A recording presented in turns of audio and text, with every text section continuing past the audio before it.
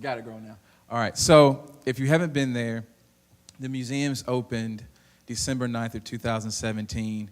It was a painstaking project which started all in 2005, broke ground in 2013, and finally culminating with the grand celebration December 9th of 2017. It was a big affair.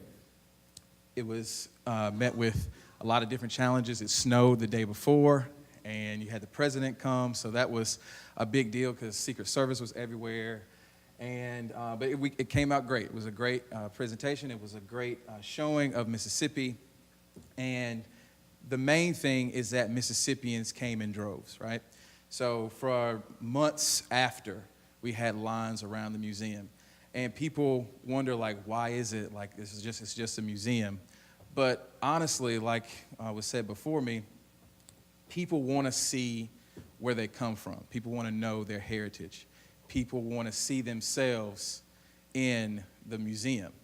And so that's what both of these museums do. The Museum of Mississippi History and the Mississippi Civil Rights Museum work together to tell one story of the state's history, okay? You have the Museum of Mississippi History that really gives 15,000 years of the state's history, starting with prehistoric Native American history, moving from the Choctaw, Chickasaw, and other tribes in the state, moving to statehood, moving through the Civil War, abolishment of slavery, into the modern era. So they compact a lot of things in that space.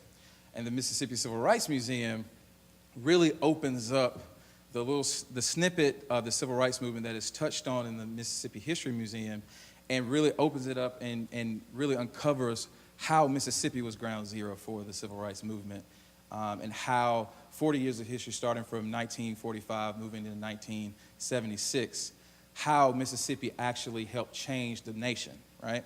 So it's not just the same stories that you hear every day. It's not just the same people like Martin Luther King and Rosa Parks. It is Medgar Evers, it is Aaron Henry, it is Fannie Lou Hamer, and others that were Mississippi natives that walked where we walk today, that probably went to school where we went to school, ate where we ate, and actually made a difference. And so what we do is we uncover those stories that sometimes, I guess, would be left behind. You hear a lot of stories about Alabama, you hear a lot of stories about Georgia and the civil rights movement, but nobody really focuses on Mississippi. And so the Civil Rights Museum actually focuses directly on the state and the people, all races, all ages, that made a difference in that movement.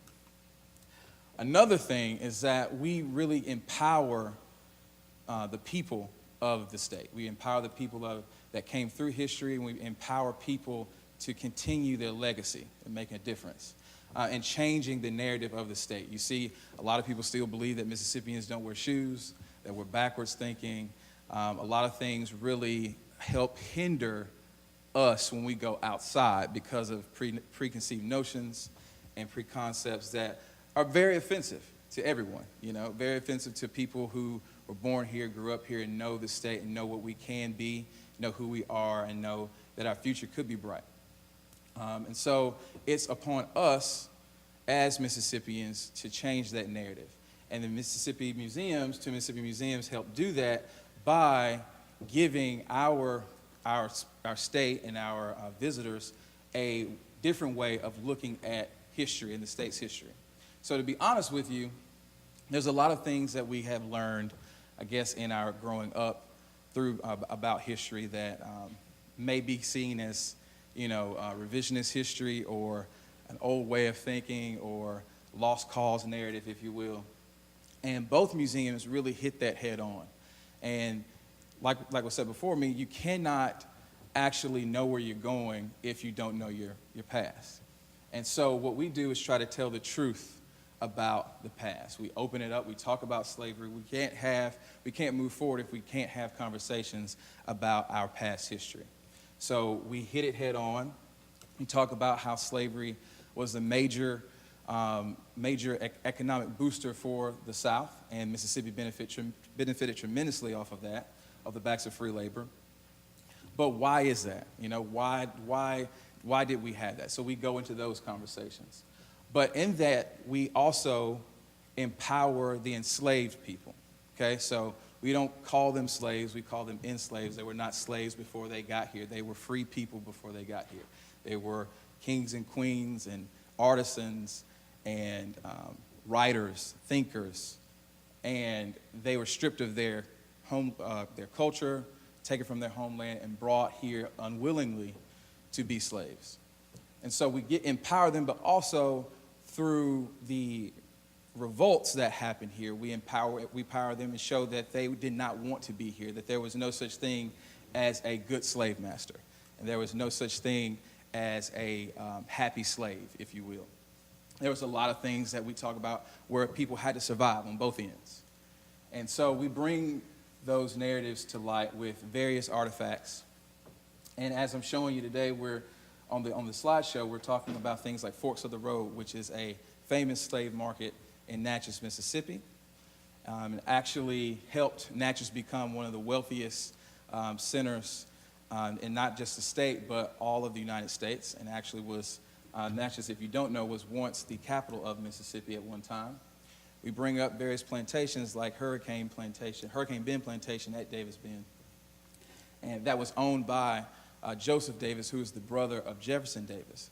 But we don't just celebrate that. We celebrate the enslaved on the plantation, because Isaiah T. Montgomery was born a slave on this plantation, and actually, after he was freed, came back and acquired 200 plus acres of land to create a all-black town called Mount Bayou, Mississippi, in the Mississippi Delta. Another thing that we harp on in both museums is Reconstruction. Now, in old narratives and past writings, you could read about Reconstruction and get negative connotations about what happened during this time period. And basically because African Americans and African American men particularly were able to vote. And with that, due to the population of freed African Americans in southern states, you have a large population of African Americans voting and taking their American dream into their own hands. And they're representing the states and state government, but also national government. As you see here, we have the first two senators of Mississippi, Senator Hiram Revels, who was the first. He served 1 year in the United States Senate. And then Senator Blanche Kelso Bruce actually was the first African-American senator to serve a full term in the United States Senate and represent Mississippi. Also, we talk about the black civilizations in both museums, the black communities that help continue the legacy that was once cut out through slavery, that was once denied through the transatlantic slave trade. So we go back into Mount Bayou, and we talk about how a group economy helped keep African Americans together and thriving, but also how faith played a big part in that, and also how education played a huge role in continuing the legacy after slavery. Now, moving into things of the Jim Crow era. Both museums really go in heavy on Jim Crow, but the Civil Rights Museum is very unique in the fact that we give power to the people who were lynched in the state. So as you see here on the presentation, we have the monoliths, the lynching monoliths that go throughout Gallery 2 that actually name all of the lynching victims in the state from 1882 to 1949. And that is just in that space. Once you go to other galleries around the museum, you will see more names. Mississippi was ranked number 1 in lynching violence, making 600, over 600 lynchings happened in the state. That's 600 documented. So there are more that happened that were undocumented. And to be honest with you, being in the museum every day, I'm sad to say, but people do come up and say, that's my grandfather, or that's my great-great-uncle. And they have proof. And it's very sobering because, again, people are seeing themselves in the museum. They're seeing people that raised them. They're seeing people that were in their communities and they knew personally. But also, as we move into the modern civil rights era parts, a lot of these civil rights veterans are still living, okay? A lot of these A lot of these people who fought in Mississippi are still alive and still able to tell their story. So how can we utilize that? How can we continue changing how civil rights history is taught and Mississippi history is taught? Because we can't keep looking at books. It's great to look at a book. I tell people all the time, I got my education from Mississippi State. I graduated as a history major at Mississippi State. And with all that I learned from my great teachers, who were great professors and great novelists and authors, I could not have learned more than from a person who actually lived it, I work with Hezekiah Watkins, who is a freedom rider. I work with him every day. I've talked with Dr. Doris Derby. It was kind of late, but I talked to her after I wrote my historiography project on her, and not knowing that I would actually have a chance to meet her in person and become great friends with her. Have her number on my phone, and we talk every day, literally. If she calls me and I can't call her back, she gets mad. She gets mad. So, bringing those things to life, how can we make those things relevant, and how can we continue to talk about history in a different way where it's not just frozen in time? Because these same issues that we talk about, where we talk about voting rights, and here we talk about the 1890 Constitution. 1890 Constitution is talked about in both museums, and how it basically is put together to restrict African American voters from 1890 until the end of 1965 with the help of Lyndon B. Johnson and the Voting Rights Act. So African Americans had 80% really of votership of all registered voters within the state before this Constitution. It's still not peachy keen because African Americans are documented as being lynched and shot at the polls, okay? So just because they're voting, and by the 1874 legislature, you have half of half of the Mississippi legislature, half African American, still not a great time. But African American men are taking part in their civic duty and trying to change the course of America in a more positive direction, in a more unified direction. But with this 1890 Constitution, where you see the picture of James K. Vardaman, who is our former governor, James K. Vardaman just straight up says it. We come to Constitution today to eradicate the N-word from politics. Not the ignorant or the vicious, but the N-word. So he's saying we don't care about criminals. We don't care about the people who can't learn or not smart or can't really contribute to our society. We just want to eradicate black people from politics. And that's the whole point why we're here today. So the most beautiful thing I love about working at these museums is that we can tell the story and really interpret this history and interpret these artifacts and manuscripts, but I don't have to preach it, because these people thought it was important, so they wrote it down, right? There are pictures taken, there are videos taken. So if you don't believe me, you don't have to. I wasn't there, so read who was there. Read the documents, see the pictures of people who were there, and make your own, come to your own conclusions about what happened. The main thing about these museums is not to talk about the negativity and the pain that many African Americans and whites suffered during the civil rights movement, but also hold on to the hope that they held, right? So this is a video, but I don't think it can play with this format, but this is our central gallery called This Little Light of Mine. And in this space, we actually give a memorial to the civil rights veterans of Mississippi. Okay, so in this space, as you see, there's lights all around the rotunda, and there's a central light sculpture right there that represents the hope and the light that people brought from all over the nation into Mississippi to illuminate the dark period of the civil rights movement. So those blades of light are entangled together to show how those people came in and entangled themselves and intertwined themselves with the local people here of the state, okay? The names and lights, they are martyrs of the movement. So you'll see people like Medgar Evers. You'll see people like Hezekiah D., like Vernon Damer, okay, like Emmett Till, people who lost their lives simply fighting for justice or being African American. The faces in blue around the rotunda are various people of the movement, and these are all either Mississippians who fought in the civil rights movement, or they did their life's work here in Mississippi. So like Dr. Doris Derby, who is a native New Yorker, she did her life's work in Mississippi. She came down here to Tougaloo College during 1964 to be a part of their literacy project and stayed and created co-ops and was a part of the Mississippi Freedom Democratic Party and pushed really heavily for civil rights, but also black economic power.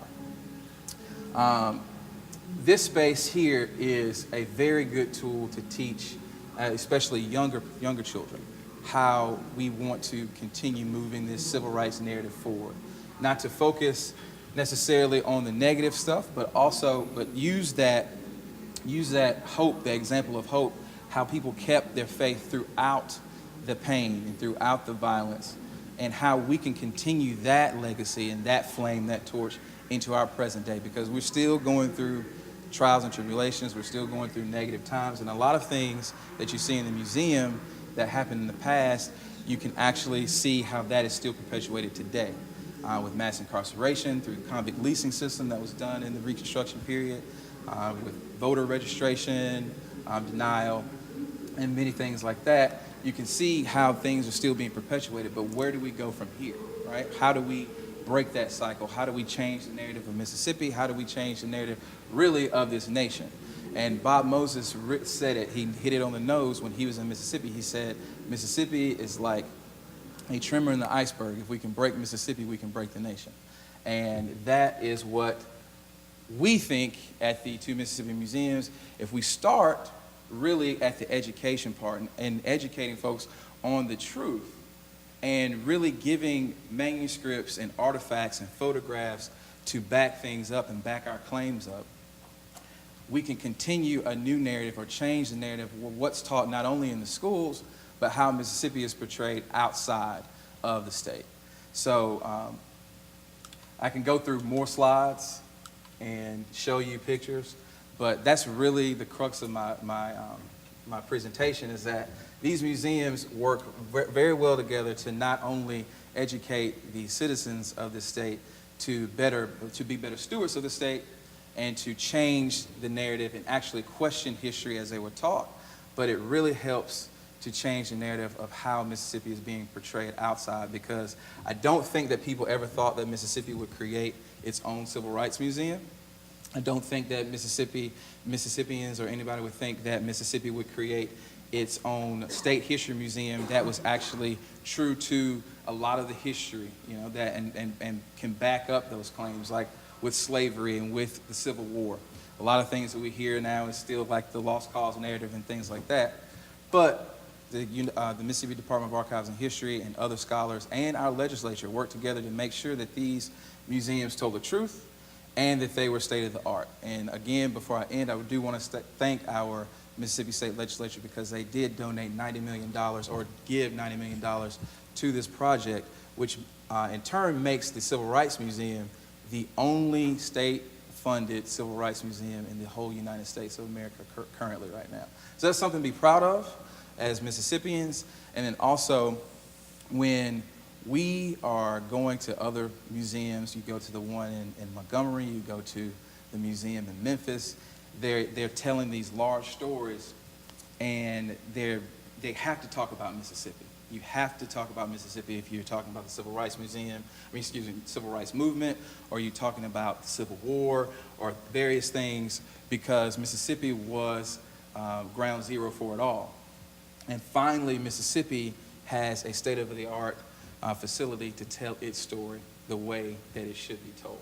And so I think that's something to be proud of, and I'm glad to be a part of that. And I'll continue to do what I do as an educator and a curator of education, to curate various programs and educational materials so students can continue taking the mission of the Civil Rights Museum, which is where do we go from here? How can we take this mission of the Civil Rights Movement into our communities now?